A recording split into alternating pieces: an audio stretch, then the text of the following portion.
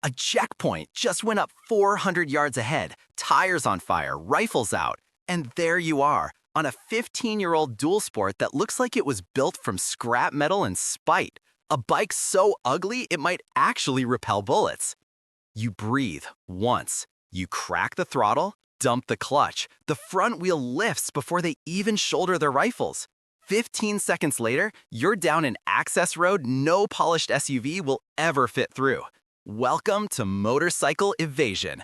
And in a collapsing city, absolutely nothing else comes close. Let's be clear. Rule 1, look like trash, ride like a missile.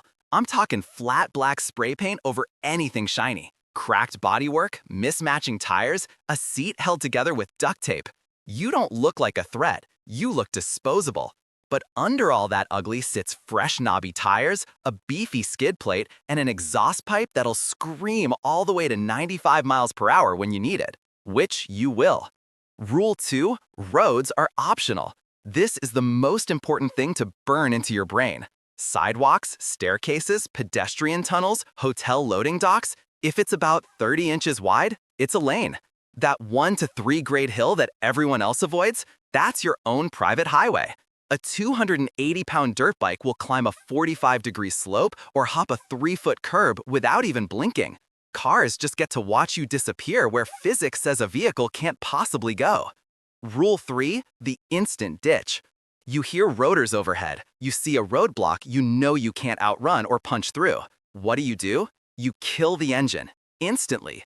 You roll into the nearest patch of weeds, the deeper the better. You drop the camo tarp you keep rolled up tight under the seat. A motorcycle under a tarp is invisible from 20 feet away. They're looking for movement, for a vehicle. You just became a bush. Wait them out. Rule 4 is the sidewalk slalom. Downtown Gridlock, a total standstill. Cars everywhere, horns blaring. For them, it's the end of the line. For you, you just pop the bike onto the sidewalk, twist the throttle, and weave through the pedestrians. They'll part for you like you're Moses on a cruise missile. You're gone, a block away, long before anyone even decides whether they were offended or impressed by the maneuver. Rule 5, the spark plug decoy. Carry a pocket full of old, cracked ceramic spark plugs. They're cheap, innocent looking. When a vehicle blocks your only path and you're moving fast, wing one into their side window or windshield. At 60 miles an hour, that little piece of ceramic makes safety glass explode inward. The driver panics, swerves. A sudden 8-foot gap appears right where you need it. A few seconds later, you're just a memory. Rule 6, the river ford cheat. Any creek under about 28 inches deep is a road. Simple as that. A proper dual sport with a high air intake, maybe a snorkel, just laughs at water crossings that will drown a pickup truck. You ride straight through while everyone else is stuck on the bank, waiting for a ferry that is never, ever coming. Rule 7, the ghost switch. If they're actively hunting you, you run dark. It's easy. You add a $10 kill switch toggle to your wiring harness. One flick, and every single light on your bike dies instantly. Headlight, taillight, everything. 1 second you're there, a target. The next, you're just a heat signature that only a FLIR-equipped helicopter can see. And they don't all have FLIR. So you execute. Checkpoint appears. Sharp left turn up the subway stairs. Yes, the stairs.